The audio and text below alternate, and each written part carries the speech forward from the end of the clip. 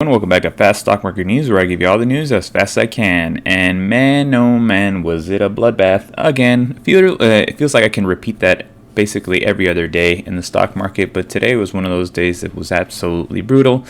Let's take a look at the indexes. We could see the S&P finished -4 in the red, -4% in the red. The Dow finished -3.57 in the red.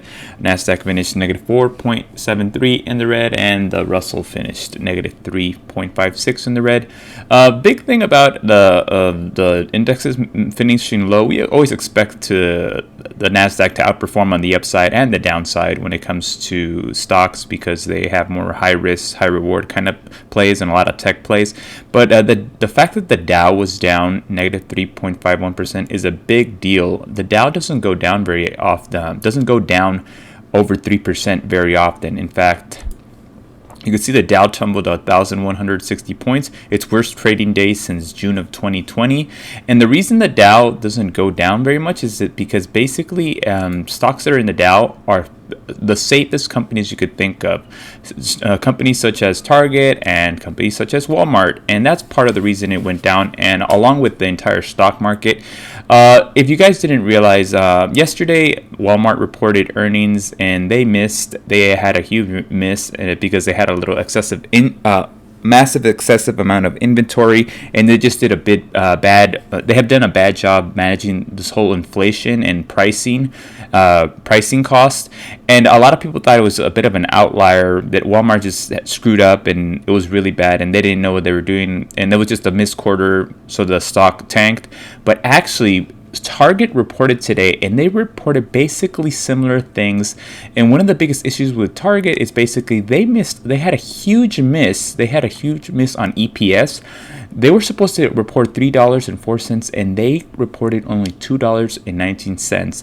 Why did this happen? A lot of reasons. Walmart and a lot like Target, they're kind of like retailers that basically kind of like cater to middle class people. They're budget friendly. A lot of the products they have there, and one of the big things that inflation has basically put the cost of everything a lot higher, including freight. And Target, along with Walmart, weren't ready for these price increases, and they haven't been able to keep up with the entire rising inflation, and it's caused their earnings to go down a lot. But I'll let you guys see what CEO Brian Cornell has to say about it, because this was a massive hit on the stock market. With this cause, basically Target going down 24.93%, basically 25%, and in addition, Walmart falling another about 8% again in the day. So Target and Walmart are basically seen as companies that recessions is their thing.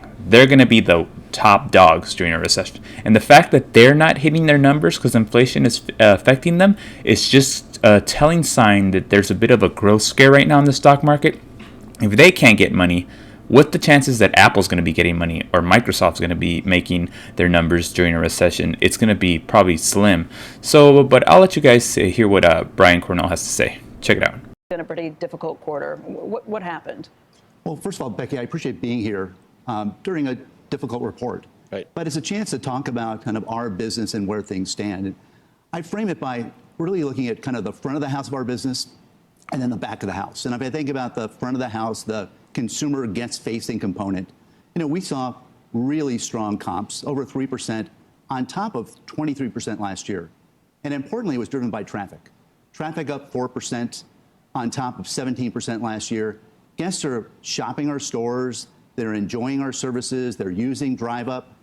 But clearly, the challenge for us in this quarter was the back of house. From a freight and transportation standpoint, things have changed significantly from even 13 weeks ago. I did not project the kind of significant increases we would see in freight and transportation costs. And you've been talking about it on CNBC almost every day. I think yet again this morning you talked about all-time record fuel and diesel costs. Right now we project that's going to hit us about $1 billion of incremental costs in this fiscal year. So a significant increase that we didn't anticipate. The other change is in our category mix.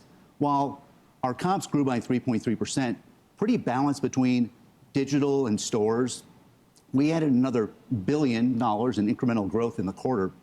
The mix of the categories looked very different than we expected. We saw great strength in food and beverage and household essentials.